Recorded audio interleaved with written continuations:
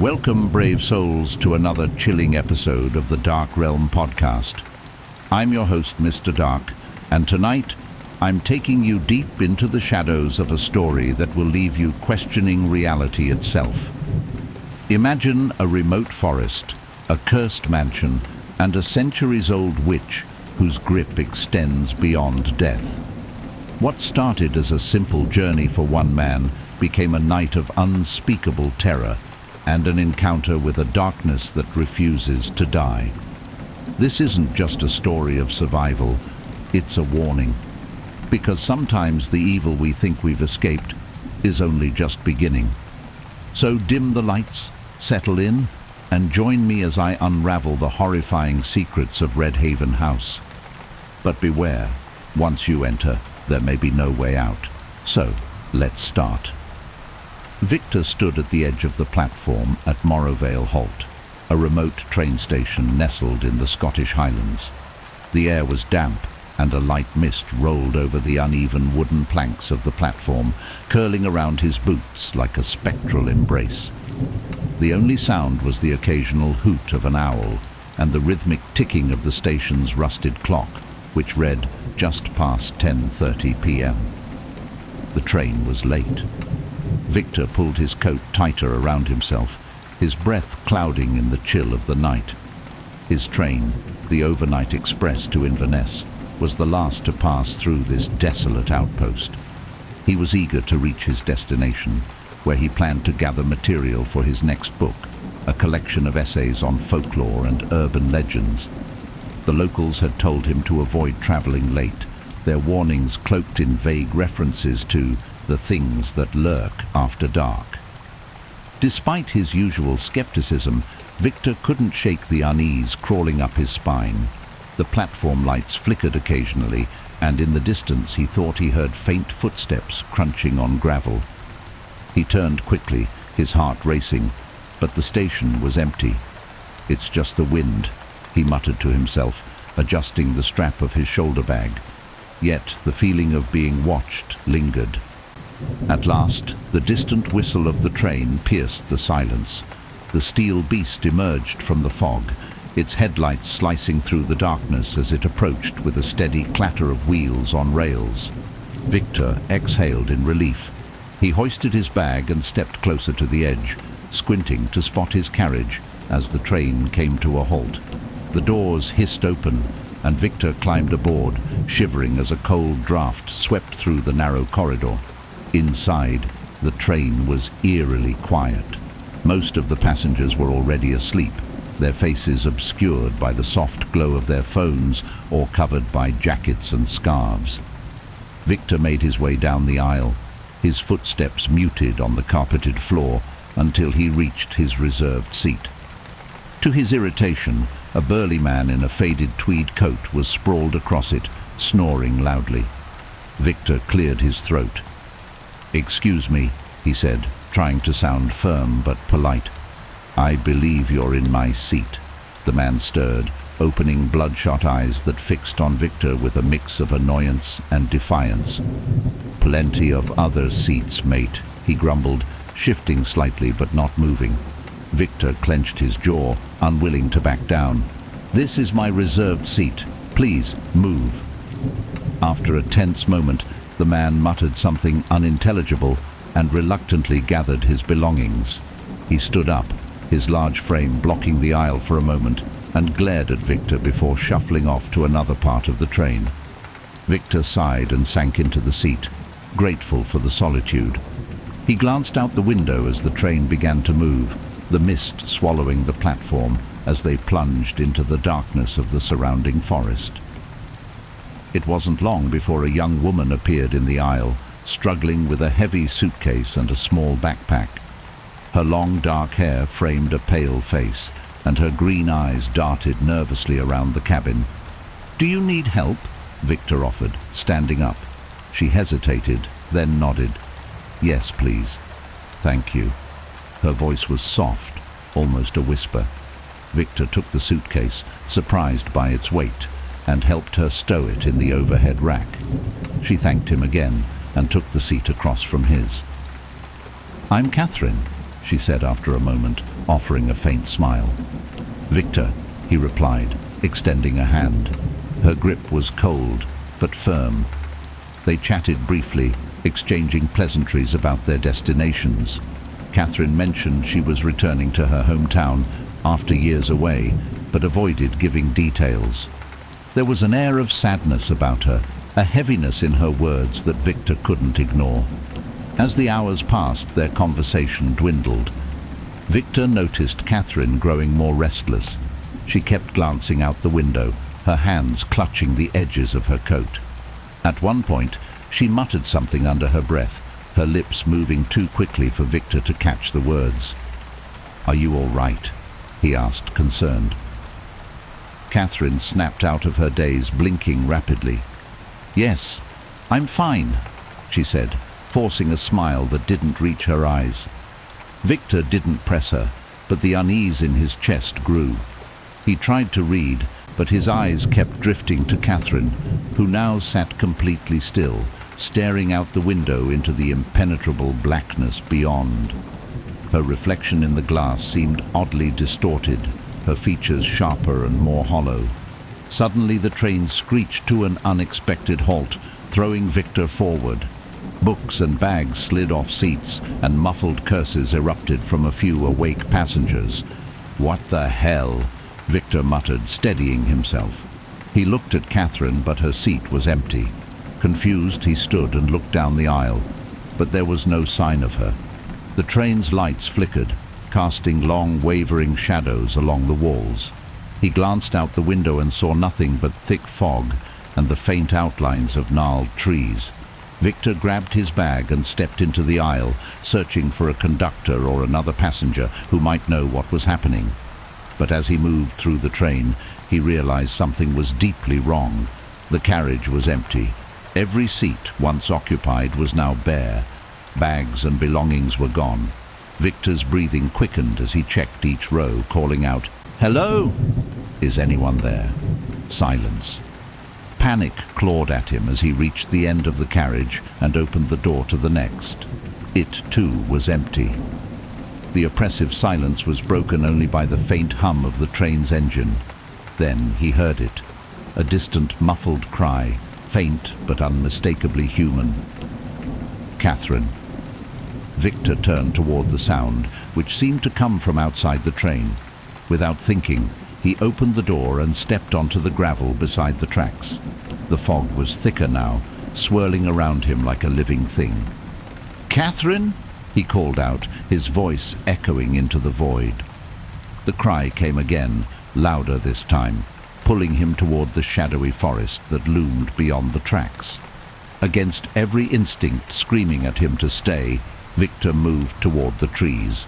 The cries grew fainter as he plunged into the forest, the air growing colder with each step. And then, as the fog parted briefly, he saw it, a crumbling Victorian manor, its windows glowing faintly red. Red Haven House. The cries stopped. Victor stared at the house, its silhouette jagged and menacing against the dark sky. His heart pounded in his chest as he took a hesitant step forward, the weight of the forest pressing down on him. Unbeknownst to him, something watched from the windows above. Victor hesitated at the edge of the forest, the looming silhouette of Red Haven House barely visible through the thick fog. The cries for help, faint and sporadic, seemed to emanate from somewhere deeper within the woods. His instincts screamed for him to turn back, to wait for the train to start again. But Catherine's voice echoed in his mind, pleading, terrified. He tightened his grip on the strap of his bag and took a step forward.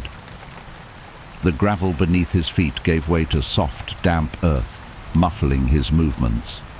The towering trees cast skeletal shadows across the ground, their branches intertwined to form an oppressive canopy that blocked out the moonlight. The air was thick and cold, wrapping around him like an icy cloak. "Hello," Victor called out, his voice swallowed by the forest. "Catherine, can you hear me?" The only reply was the rustling of leaves and the distant hoot of an owl. He pressed onward, the eerie quiet amplifying every crack of a twig underfoot. He couldn't shake the feeling that he was being watched, though every time he turned, there was nothing but shadows and mist. About 10 minutes into his trek, Victor spotted something snagged on a thorny bush, a piece of fabric. He pulled it free and recognized the soft texture of Catherine's scarf. It was torn, as if wrenched violently from her. His heart sank. She had been here, and she hadn't gone willingly. "Catherine!" he shouted, louder this time, his voice tinged with desperation. The forest seemed to absorb the sound, offering no response. As he ventured deeper, the environment around him began to change. The trees grew denser, their gnarled roots clawing out of the earth like skeletal fingers. The fog thickened, swirling unnaturally at his feet. Shadows flickered at the edges of his vision, disappearing when he turned his head. Victor paused to catch his breath, his heart hammering in his chest. He was about to call out again when a low whisper drifted past his ear, too soft to make out the words, but unmistakably human. He spun around, his eyes darting between the trees. "Who's there?" he demanded, his voice wavering. The whisper came again, this time from the opposite direction. It was accompanied by a faint giggle, childlike and haunting. Victor's hands trembled as he pulled out his phone, fumbling to turn on the flashlight. The beam was weak, barely cutting through the fog, but it was better than nothing. As he swept the light across the forest, it illuminated shapes that made his blood run cold. Faces, pale, spectral faces peering out from between the trees, their hollow eyes fixed on him. They vanished the moment the light touched them, leaving only the rustling of leaves in their wake. Victor stumbled backward, nearly dropping his phone. "No, no, no," he muttered, his breath coming in short gasps. "This isn't real. It can't be real." But the forest wasn't finished with him. A low hum began to resonate through the air, growing louder with each passing second. It sounded like a choir of voices, chanting in a language Victor couldn't understand. The sound seemed to vibrate within his skull, disorienting him. He clamped his hands over his ears and ran blindly, not caring where he was going as long as it was away from the voices. The forest blurred around him, the fog twisting into grotesque shapes that reached out for him with elongated arms. Just as he thought he couldn't take it anymore, the hum stopped. The silence was so sudden it felt deafening. Victor slowed to a halt, his chest heaving. He looked around, trying to get his bearings. That's when he saw it. The Redhaven house stood before him, a hulking mass of stone and decay. Its once grand facade was marred by years of neglect, with ivy creeping up its walls and shattered windows staring out like hollow eyes. A faint red glow pulsed from within, casting flickering shadows across the cracked stone steps leading to the front door. Victor's first instinct was to turn and run, but something about the house held him in place. It was as if the very air around it had a gravitational pull, drawing him closer despite every fiber of his being screaming at him to stay away. The cries came again, louder now, and unmistakably from within the house. "Help me!" Catherine's voice pleaded, laced with fear. "Hang on, I'm coming!" Victor shouted, bolting up the steps. The wooden door loomed before him, its surface scarred with deep claw marks. He hesitated for only a moment before pushing it open, the hinges groaning in protest. Inside, the air was colder than outside, and the smell of mildew and decay was overwhelming. The grand foyer was vast, with a massive chandelier hanging precariously from the ceiling. Dust motes danced in the dim red light that seeped through the cracks in the boarded-up windows. Victor's footsteps echoed as he stepped inside, the floorboards creaking beneath him. The door slammed shut behind him with a force that rattled the walls. He spun around, tugging at the handle, but it wouldn't budge. "Hello?" he called out, his voice trembling. The house answered with a distant thud, as if something heavy had been dropped on the upper floor. Victor swallowed hard and took a cautious step forward. To his left was a grand staircase, its banister carved with intricate patterns now obscured by grime. To his right, a corridor stretched into darkness, lined with doors that seemed to lean inward, as if the house itself were closing in on him. "Catherine!" he tried again, his voice echoing through the empty halls. For a moment there was no response. Then faintly he heard her. "Victor! Help!" The sound was coming from upstairs. Victor steeled himself and began to climb the staircase, each step groaning beneath his weight. The oppressive atmosphere seemed to thicken the higher he went, the red glow intensifying until it felt like the walls were bleeding. Halfway up, he felt a sudden chill run down his spine. He turned, his flashlight sweeping the foyer below. At first, it revealed nothing but shadows. Then, at the edge of the light, he saw movement. A figure stood at the base of the stairs, cloaked in darkness. Its head tilted unnaturally to the side as it stared up at him. Victor's breath caught in his throat. He took a step back, his foot landing on the next stair with a loud creak. The figure didn't move. It simply stood there, watching. Summoning every ounce of courage he had, Victor turned and hurried up the stairs, his pulse pounding in his ears. He reached the top and looked back one last time. The figure was gone. At the top of the staircase, Victor paused, struggling to steady his breathing. The air was colder here, dense with an unnatural chill that seemed to seep into his bones. The faint red glow from the house's unseen source illuminated the corridor ahead, casting long, jagged shadows across the walls. Every creak of the old floorboards beneath his feet sent shivers down his spine. He tightened his grip on the flashlight and moved cautiously forward, his eyes darting between the doors lining the hallway. Each one was slightly ajar, revealing glimpses of darkened rooms beyond. "Catherine!" he called again, his voice barely above a whisper. No response, only silence, heavy and oppressive, filled the space. He approached the first door on his right and nudged it open with his foot. The room inside was small, likely a study or library at some point. Shelves lined the walls, their books coated in thick layers of dust. A massive desk sat in the center, its surface cluttered with faded papers and broken quills. The faint scent of mildew mingled with something metallic, like rusted iron. Victor stepped inside, sweeping his flashlight across the room. The beam landed on an old portrait hanging crookedly on the far wall. It depicted a severe-looking woman in a black dress, her piercing eyes seeming to follow him. The nameplate beneath the frame read, "Eleanor Blackthorne." "Eleanor," Victor murmured, the name sending a chill down his spine. He had heard whispers of the Blackthorne family while researching the area's folklore, but none of the stories had prepared him for this. The floor creaked behind him. Victor spun around, heart pounding, but the room was empty. "Keep it together," he muttered, backing toward the doorway. As he left the study, the door slammed shut behind him with a deafening bang.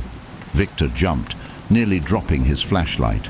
He glanced back at the door, now tightly shut, and decided not to test it. Continuing down the corridor, he noticed the faint sound of a melody drifting through the air. It was delicate, almost whimsical, like a music box playing somewhere deeper within the house. The tune tugged at his memory, familiar yet elusive. Drawn to the sound, Victor followed it to a grand double door at the end of the hallway. The doors were massive, their surfaces carved with intricate patterns of roses and thorny vines. One door was slightly ajar, just enough to reveal the faint flicker of candlelight within. Swallowing hard, Victor pushed the door open and stepped inside. The room beyond was a grand hall, likely a ballroom in its prime. Its once polished floors were scuffed and covered in grime, and the faded remnants of ornate wallpaper peeled from the walls. A massive chandelier hung precariously from the ceiling, its crystals catching the dim light and casting fragmented reflections across the room. In the center of the hall was a small table on which rested a delicate spinning music box. Its mechanism turned slowly, the haunting melody filling the otherwise silent space. Victor approached the table cautiously, the floor creaking beneath his steps. The music box was an exquisite piece, crafted from dark wood inlaid with silver. The figure of a ballerina spun gracefully atop it, her painted face chipped and worn. As he reached out to touch it, the melody abruptly stopped. The silence that followed was deafening. Victor froze, his hand hovering over the box. Then, slowly, he became aware of another sound, the faint, rhythmic tapping of footsteps on the ballroom floor. His flashlight flickered as he turned toward the source of the noise. At the far end of the hall, partially obscured by shadows, stood a figure. It was a woman, her head bowed, her long hair cascading over her face. She wore a tattered dress, its once vivid colors faded to muted shades of gray. "Catherine?" Victor called, though he already knew it wasn't her. The figure didn't respond.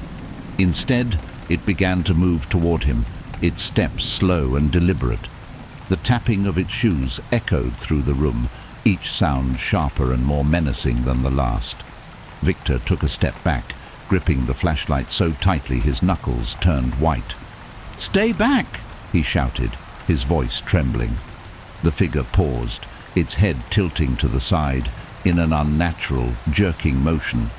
Then, with a sudden burst of speed, it lunged forward, crossing the room in an instant. Victor stumbled backward, falling to the ground as the figure stopped mere inches from him. For the first time, he could see its face, or rather, the void where its face should have been.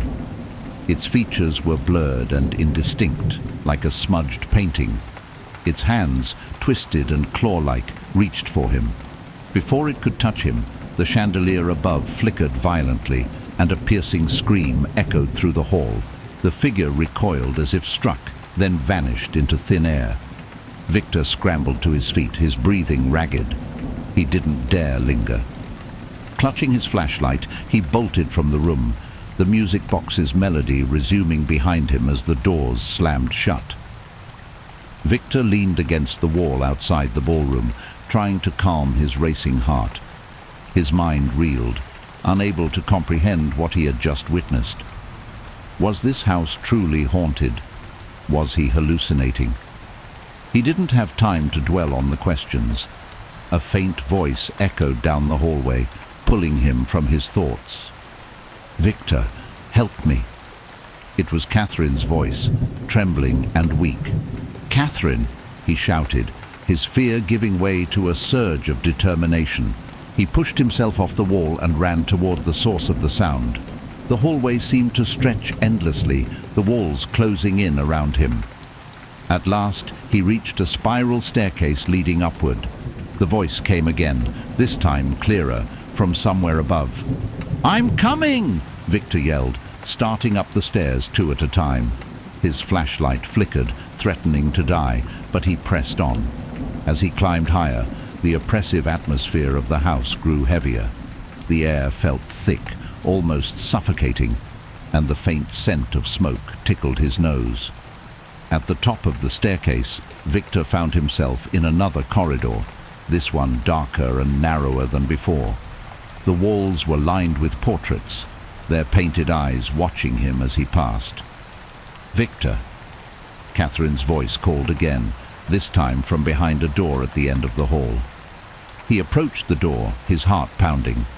As he reached for the handle, he hesitated, a cold dread washing over him. Something was wrong. He could feel it. But Catherine needed him. Victor opened the door. Victor pushed the door open, revealing a dimly lit room cloaked in shadows. The air was heavy with the scent of mildew and decay. At the center of the room stood a four-poster bed draped in tattered, moth-eaten curtains. A faint red glow filtered through the cracks in the boarded-up window, casting an eerie light over the space. "Catherine?" Victor called, stepping cautiously inside. For a moment, there was no reply. Then, A faint sobbing reached his ears, coming from behind the bed. He moved closer, his flashlight trembling in his hand. As he rounded the corner, he froze. Huddled on the floor was a figure wrapped in shadows, its shoulders shaking as it wept. "Catherine," he said again, his voice a mix of hope and fear. The figure stilled. Slowly, it raised its head, turning to face him. For an instant, Victor thought it was her, Catherine's green eyes, pale face, and familiar features. But as the flashlight beam fell on her, her face twisted and warped, her eyes sinking into hollow sockets, and her mouth stretching into a grotesque grin. Victor stumbled backward, his heart pounding. The figure rose, its movements jerky and unnatural. Its skeletal fingers reached toward him, claw-like and dripping with dark, viscous fluid. "Stay away!" Victor shouted, swinging his flashlight wildly. The figure let out a guttural scream and dissolved into a cloud of black mist, which swirled around him before seeping into the walls. Victor's knees buckled, and he collapsed onto the floor, gasping for breath. His pulse thundered in his ears as he tried to make sense of what had just happened. This was no ordinary haunting. Something far darker was at play here. As Victor gathered his strength, his flashlight beam fell on a small leather-bound book resting on the bedside table. He reached for it with trembling hands, brushing off a thick layer of dust. The cover bore an embossed crest, a thorned rose encircling the initials E.B. "Eleanor Blackthorne," Victor muttered, recognizing the name from the portrait downstairs. He opened the book, revealing pages filled with spidery handwriting and strange symbols. It wasn't a diary, as he'd first assumed. It was a grimoire, a book of dark magic. The entries detailed rituals, incantations, and sacrifices, each one more horrifying than the last. Eleanor had been a practitioner of the occult, using the house as a conduit for her twisted experiments. One passage, written in a bold, slashing script, caught Victor's eye. "To preserve my power the house must feed. Flesh and soul are its price. The willing may leave, the unwilling remain forever." Victor's stomach churned as he read the words. The house wasn't just haunted, it was alive, sustained by the spirits of those trapped within its walls. And Eleanor Blackthorne was its creator, a malevolent force whose power had endured for over a century. "Victor!" The whisper made him jump. He spun around, expecting to see Catherine, or whatever had taken her form. Instead, he saw a faint glow near the far corner of the room. As he approached, the glow coalesced into a shimmering figure. It was Catherine, but not as he remembered her. Her features were soft and ethereal, her body translucent and surrounded by a faint aura of light. "Catherine?" Victor asked, his voice trembling. "I'm sorry," she said, her voice echoing as if from a great distance. "I didn't want to bring you here. She made me do it." "Who? Eleanor?"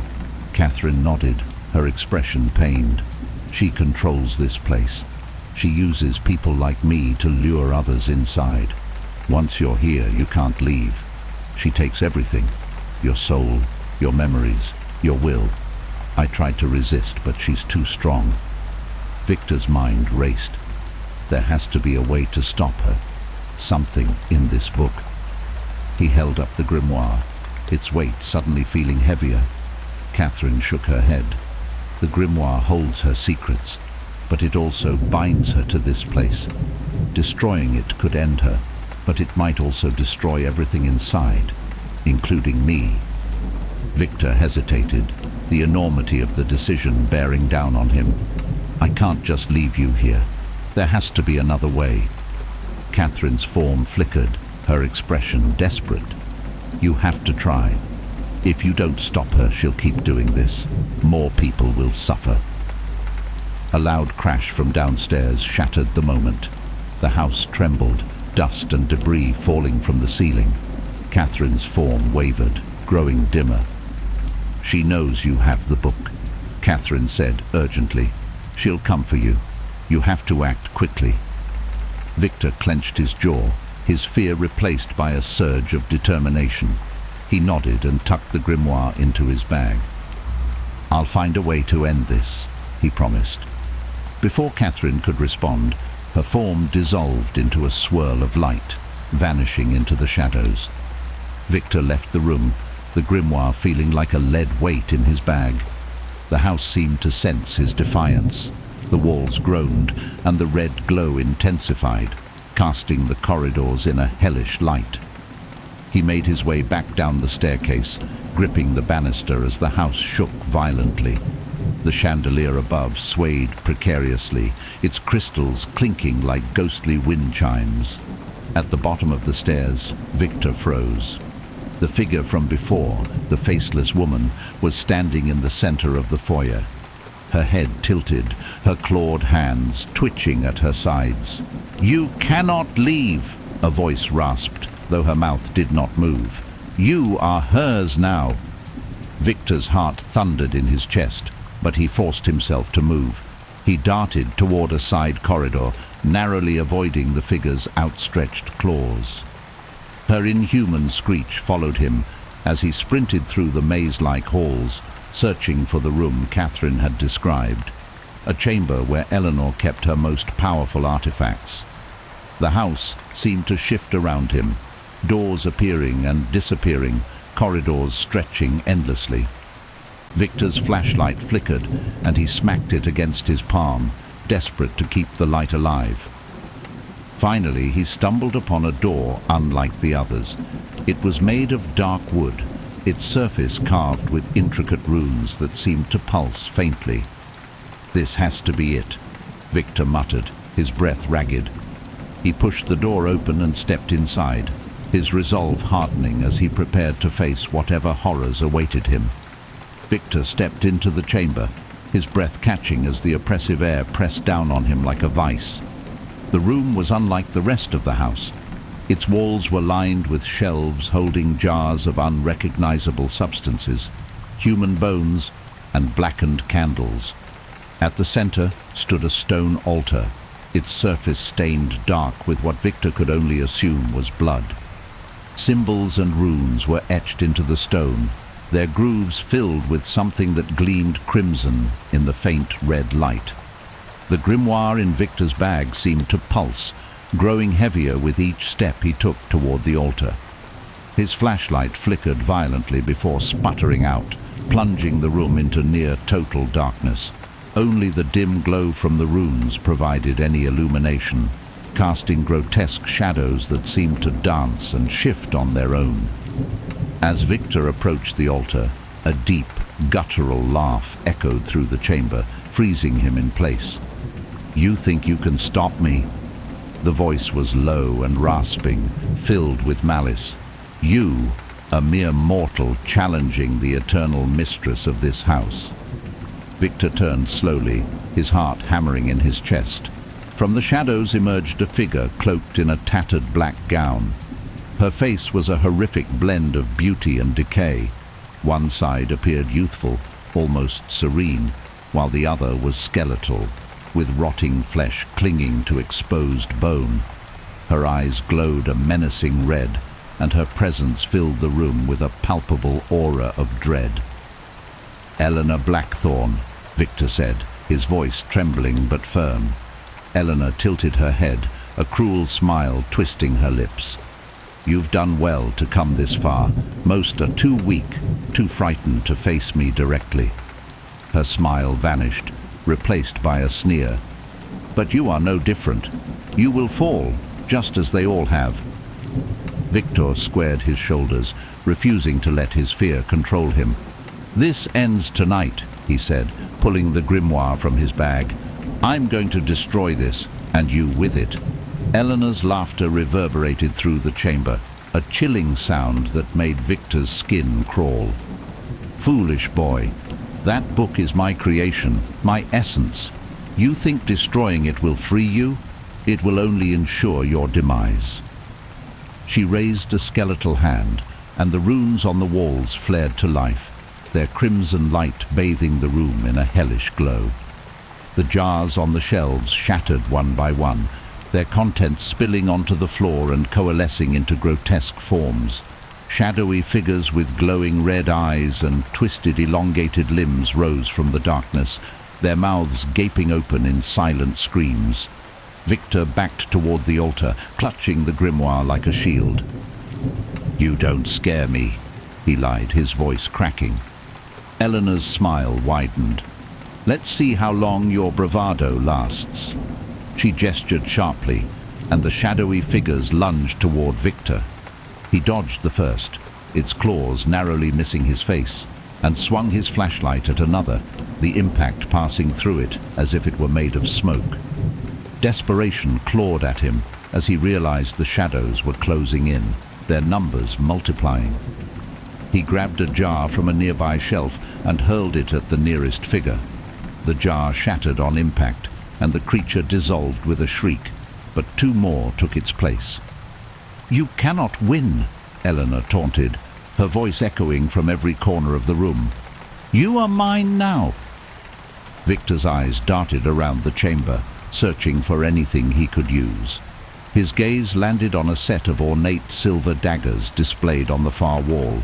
He made a break for them, weaving between the shadow creatures as they clawed at him. One raked its talons across his arm, and he cried out as searing pain shot through him, but he didn't stop. Reaching the wall, he grabbed one of the daggers and turned to face the approaching horde. The blade hummed faintly in his hand, as if resonating with the energy of the room. When the nearest shadow lunged at him, he plunged the dagger into its chest. The creature let out a bone-chilling wail before dissolving into nothingness. Victor didn't have time to revel in his small victory. Eleanor raised both hands, and the chamber trembled violently. The floor cracked and split open, revealing a swirling vortex of darkness beneath.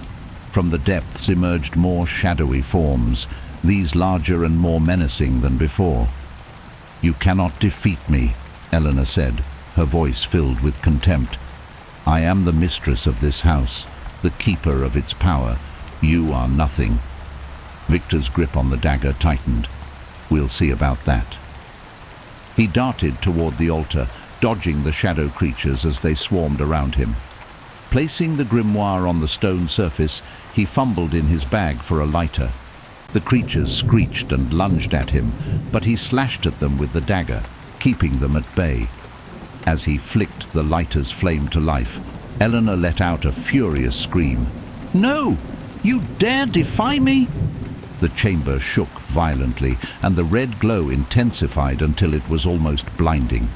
Eleanor surged forward, her skeletal hand outstretched to stop him, but before she could reach him, a burst of light erupted from the altar.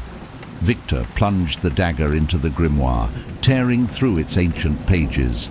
The book ignited in a flash of crimson flames, the fire spreading across the altar and leaping onto the walls. The runes blazed brightly before cracking and fading, their power severed. Eleanor let out a deafening shriek as her form began to unravel, pieces of her dissolving into ash. The shadow creatures dissipated one by one, their wails echoing through the collapsing chamber. "This isn't over," Eleanor hissed, her voice fading as her body crumbled.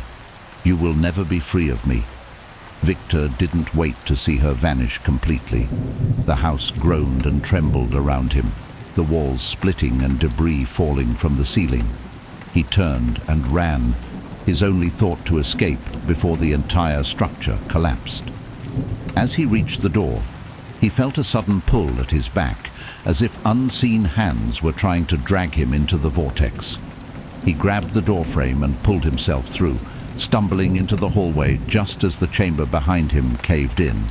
Victor sprinted through the house, the walls collapsing and flames consuming everything in their path. The oppressive atmosphere lifted slightly, but he knew he wasn't safe yet. He had to get out before the house took him down with it. Victor's heart raced as the house convulsed around him, groaning and splitting apart like a wounded beast. He stumbled through the darkened corridors, dodging falling debris and choking on the thick, acrid smoke that filled the air. The flames from the grimoire's destruction spread quickly, consuming the walls and casting wild, flickering shadows across the broken halls. "Keep moving," Victor urged himself, his voice barely audible over the cacophony of creaks, crashes, and distant screams. The house wasn't just falling apart. It was fighting back, desperate to reclaim him. He turned a corner and froze. The faceless woman from before stood in the hallway, her head tilted at an unnatural angle. She twitched and shuddered, her shadow stretching impossibly long against the burning walls. "You cannot leave," her rasping voice echoed, though her mouth remained closed. "You belong to her." Victor's knuckles whitened around the hilt of the silver dagger he'd taken from the chamber. "Not anymore," he growled, adrenaline drowning out his fear. The woman lunged, her movements jerky and inhuman. Victor swung the dagger in a wide arc, the blade slicing through her form. She let out a piercing wail as her body dissolved into black mist, swirling briefly before disappearing into the cracks in the floor. Victor didn't wait to see if she would reappear. He sprinted down the hall, his lungs burning with every breath. He could see the grand staircase ahead, the foyer beyond bathed in fiery light. The front door loomed in the distance, its wood splintering as the house buckled under its own weight. The floor beneath him shuddered violently, and Victor stumbled, barely catching himself on the banister. A deafening roar filled the air as the chandelier above crashed to the ground, sending shards of crystal flying in every direction. One caught his cheek, leaving a stinging cut, but he barely noticed. His focus was on the door, on escape. He descended the stairs 2 at a time, his footing unsteady as the steps cracked and splintered beneath him. The shadows on the walls seemed to move with purpose, coiling and reaching for him like living things. One brushed against his ankle, cold and wet, and he kicked it away, his pulse pounding in his ears. As Victor reached the foyer, the house let out a deep, guttural groan, as if alive and in pain. The door was just a few steps away, but the air around it shimmered with a strange, malevolent energy. He hesitated, sensing the trap, but before he could think, a hand shot out from the shadows and grabbed his wrist. He turned, horrified, to see Eleanor's decayed form rising from the floor. Her skeletal fingers dug into his skin, her glowing red eyes boring into his. "You think you've won?" she hissed, her voice like the grinding of stones.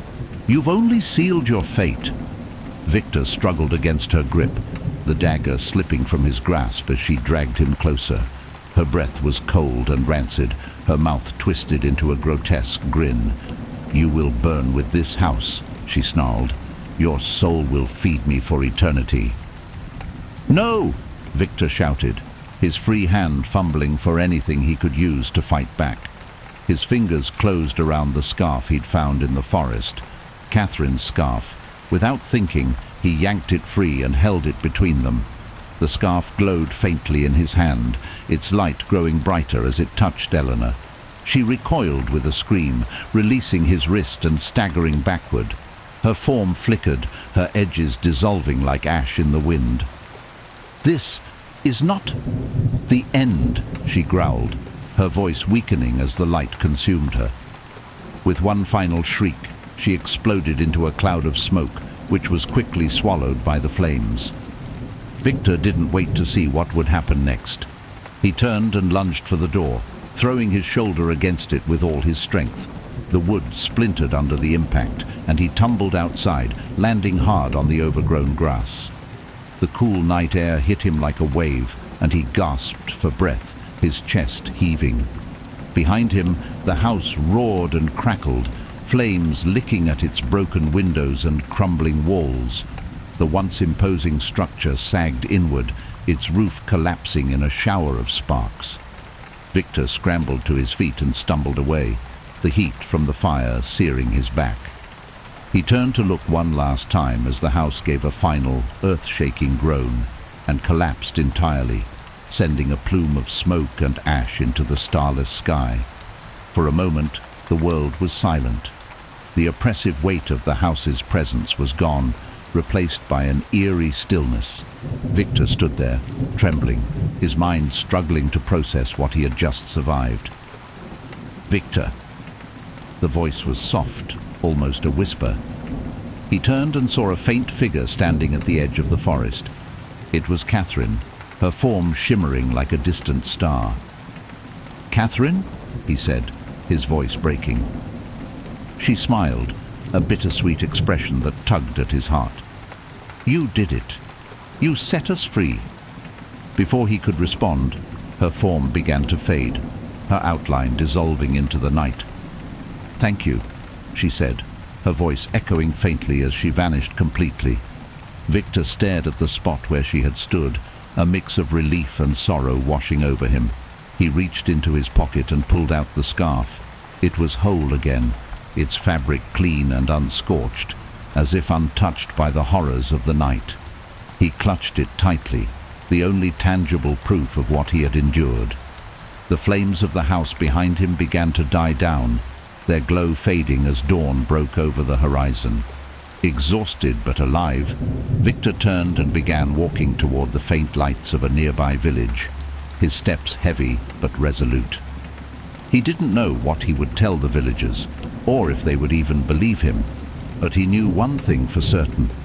He would never forget the nightmare of Redhaven House. The village of Black Hollow was waking up as Victor stumbled into its cobblestone square, his legs weak from exhaustion. A soft morning fog clung to the ground, and the faint scent of wood smoke drifted in the crisp air. The first rays of sunlight filtered through the trees, their warmth a stark contrast to the cold dread that had followed him out of the forest. Victor clutched Catherine's scarf tightly in one hand, his other arm wrapped protectively around his aching ribs. His clothes were torn and streaked with soot, and his face bore the grime and cuts of his harrowing escape. He felt the weight of unseen eyes as villagers paused in their routines to stare at him. "Are you all right, lad?" an older man finally asked, stepping forward from the small group that had gathered. His weathered face was etched with concern, though his eyes held a flicker of recognition, as if he had seen survivors of this nature before. I came from the forest," Victor rasped, his voice barely audible. "The house, Redhaven House, it's gone." The mention of the house sent a ripple through the crowd. Murmurs rose, some voices heavy with disbelief, others with fear. An elderly woman crossed herself, muttering a prayer under her breath. "It's destroyed?" the old man asked, his voice a mixture of hope and skepticism. "You're saying Eleanor Blackthorn's curse is broken?" Victor nodded, his throat too dry to speak further. He staggered toward the man, who quickly caught him by the arm and led him to a wooden bench near the square's fountain. The cool water sparkled in the morning light, its gentle trickle the only sound as the villagers gathered around, their faces pale. "You should be dead if you went near that house," the man said, sitting beside him. "Nobody who enters Redhaven ever comes back, except her victims." Victor shuddered, the memories of the night clawing at the edges of his mind. He rubbed the scarf in his hands, its soft fabric grounding him. "I don't know how I made it out," he admitted. "The house, it tried to kill me. She tried to kill me." "She?" The old man leaned closer, his tone urgent. "Eleanor," Victor whispered. "She was still there, controlling everything. The house, the spirits. Catherine." His voice broke on the last word. A younger woman in the crowd stepped forward, her face pale. "Catherine? You saw Catherine?" Victor looked up, startled by the intensity in her eyes. "You knew her?" The woman nodded, her hands trembling. "She disappeared 3 years ago. The police said she must have fallen into the river or lost her way in the woods, but we all knew. The house took her." Victor's chest tightened as he realized the full scope of Eleanor's reign of terror. Catherine wasn't the only one, she was one of many. He looked around at the villagers, their solemn faces etched with the weight of years of loss. "She helped me," Victor said softly. "Catherine. She led me to the grimoire. She gave me the strength to stop Eleanor." At the mention of the grimoire, the old man's expression darkened. "You destroyed it?" Victor nodded. "I had to. It was the source of her power. When I destroyed it, the house began to collapse. The spirits, I think they're free now." A hushed silence fell over the square. Some villagers exchanged glances, while others turned their eyes toward the distant forest, where a faint column of smoke still rose. "I saw her," Victor added, his voice steadier now. "Catherine, I mean. She was there after it was over. She thanked me." The younger woman's lip quivered, and tears welled in her eyes. She's at peace now." Victor nodded, though the bittersweet memory of Catherine's final words lingered. He wanted to believe she had found peace, but a part of him feared she was gone forever, lost in the void Eleanor had created. The old man patted Victor's shoulder, his touch firm yet comforting. "You did something no one else could, lad. You freed them. You freed all of us." Victor glanced up, his brow furrowing. "What do you mean?" The man sighed, his gaze distant. "That house has cast a shadow over this village for over a century. Every generation it claimed someone young, hopeful, full of life. We tried to warn people, but outsiders wouldn't listen. And some, like poor Catherine, never had a choice." His voice grew heavy. "But now, thanks to you, maybe we can finally move on." Victor spent the rest of the morning in the village, sharing what he could about his experience. The villagers brought him food and water, their gratitude evident in every small gesture. Despite their kindness, Victor felt a growing unease. The events of the night still weighed on him, and every shadow seemed to hold the promise of Eleanor's return. As the sun climbed higher, the villagers began to disperse, returning to their routines with a cautious optimism. The younger woman who had known Catherine approached Victor one last time, holding out a small silver locket. "This belonged to her," she said. "I found it in the woods years ago, near the river. I always thought it was a sign, but I didn't know what it meant. Maybe you should have it." Victor took the locket, his fingers brushing over its tarnished surface. He opened it to find a tiny portrait of a smiling Catherine inside. His chest tightened, and he slipped it into his pocket, next to the scarf. "Thank you," he said, his voice hoarse. The woman nodded, tears glistening in her eyes. "Thank you for bringing her back to us." As the day wore on, Victor decided it was time to leave. The village was peaceful, but it held too many reminders of what he had endured. He thanked the old man and the others for their help, then set off down the dirt road toward the nearest train station. The scarf and locket were heavy in his pocket, tangible reminders of a nightmare he would never forget. As he walked, he couldn't help but glance back at the distant forest. The column of smoke had disappeared, and the woods seemed almost serene in the daylight. But Victor knew better. The shadows would always linger, and the scars of Redhaven House would remain etched in his soul. As he boarded the train and took a seat by the window, Victor stared at the passing landscape, his mind turning over the events of the past night. He pulled the scarf from his pocket and held it tightly, its soft texture grounding him once more. The train whistle blew, and Victor closed his eyes, letting the rhythmic clatter of the wheels soothe his frayed nerves. For now, the nightmare was over, but deep down, he couldn't shake the feeling that Eleanor's words had been more than a threat. They had been a promise. Months passed, but Victor couldn't escape the lingering shadow of Redhaven House. He had returned to his London flat, his work desk cluttered with books and notes for the story he was trying to write. Yet, every time he tried to put the experience into words, his hands would falter, the memories rushing back with paralyzing clarity. The locket and scarf sat on a shelf above his desk, their presence both a comfort and a torment. He had taken to holding the scarf during sleepless nights, its familiar texture grounding him in the present. The locket remained closed, a reminder of Catherine's life and the spirits he had freed. One particularly cold evening, Victor sat by the window, staring at the bustling street below. Christmas lights blinked cheerfully in shop windows, and couples strolled hand in hand, their laughter muffled by the thick panes of glass. The warmth of the scene felt distant, unreachable. A soft knock on his front door broke his reverie. Frowning, Victor stood and crossed the room. He wasn't expecting visitors. He opened the door to find no one there. The hallway outside was empty, the faint hum of the building's heater the only sound.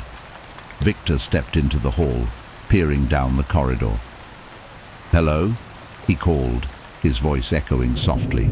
No response. He shook his head, muttering about pranksters, and turned to close the door.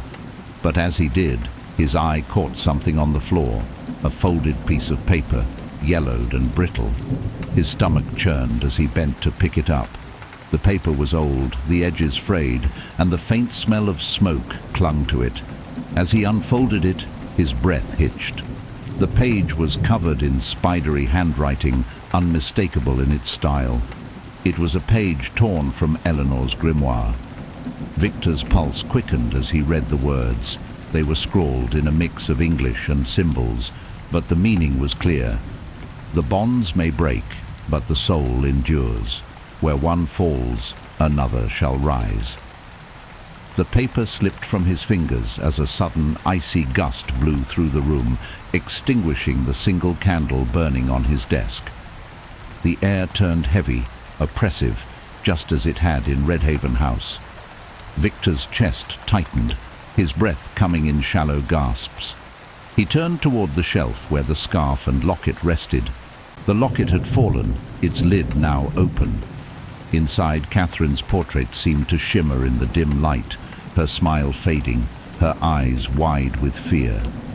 The sound of a music box drifted faintly through the air, its haunting melody unmistakable.